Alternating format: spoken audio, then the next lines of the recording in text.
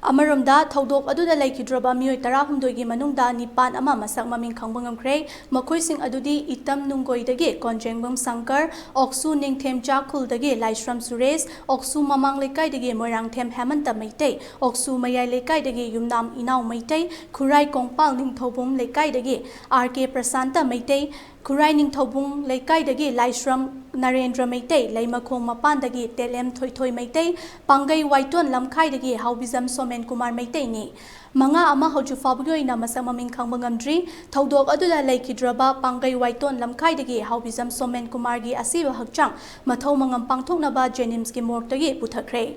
Jenims gi morta leiringai manungda Khundrapam constitution gi MLA Lokeshwar amadi lamlai constituency gi MLA khongban tabam ibomcha anina yengsinba laki ba aduda Lokeshwar na paumi singda phongdorakpada mapandagi changlakpa kuki militants amadi people defense forces sing asina Manipur apunba saktam kaihanna ba honarakliba asida center amadi state government asina tumina leisiliba asi karigino security lising nimfu henba asina tumina leihanduna kuki militants singna maitai micham miyam mihat thina hatla fawba yengduna leiba haibasi laibak thibani India gi Prime Minister amadi Union Home Minister ani asida Manipur da leiriba kanglup khudimak India machani khalam labadi ngasi thokliba thodok sing thoklam loi Tauriba thawong asina India asi PDF ta nonjaduna leire haibada haiman bathok loi maram asina India government na houjik thokliba erang asi loishinba haibasi thajabagi wangmada leire Thawong asi makata na chathaduna leirabadi maitai jati gi I fudораktuna mairik pidagi maijaw bi thoklak loi hainingai leite haiba wafam phongdokhi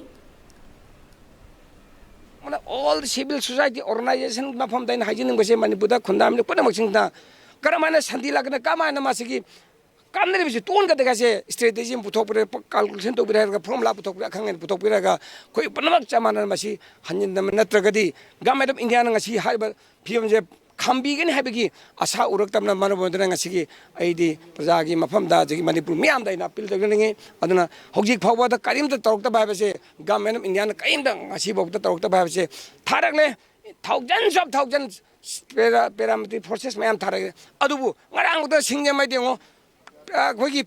kari repeat action force na nungdang gari da lu tongnan ba thugai ba tabusibu asine tabudi Kui santi laktore khalabe tanja se santi laktana hona basira asina tai madudi central parametric force ngatani somda phanga asram bala tawre mayam evidence mayam lere adu ibura gadi khoi kaido butai Manipur da khunda ne minari ba jati punama khoi se amaga nungsi janana laimina rakana Manipur imale bakse kaibe aroi imale bakse kaiba tarakadi Manipur punamak se loine kaimina ba haje khanmina raka all the khoi gi praja section punamang na madu thokpidek la hakana Kholau longmina herga government of India na khoi tarokne be thajabase sum mangselak kusina ina hajabane marabandra within 2-3 days manga amuekta honorable prime minister masung ngasagi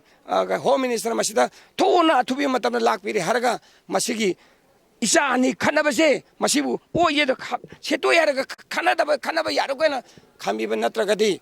sungso isodrane marik pidi majabu haragana leba celebre maitai jati ki ido Soida Tolakan habitim the Haimama Toleman party Taragi. I know Hanba Chapi Kope authorized to be Adubu, a honorable member sing honorable Quiki ex minister sing in Hajaraga, a Nasikang day a release of the gay, Adu Haying, I make some lang Honda Zagay, Mamdi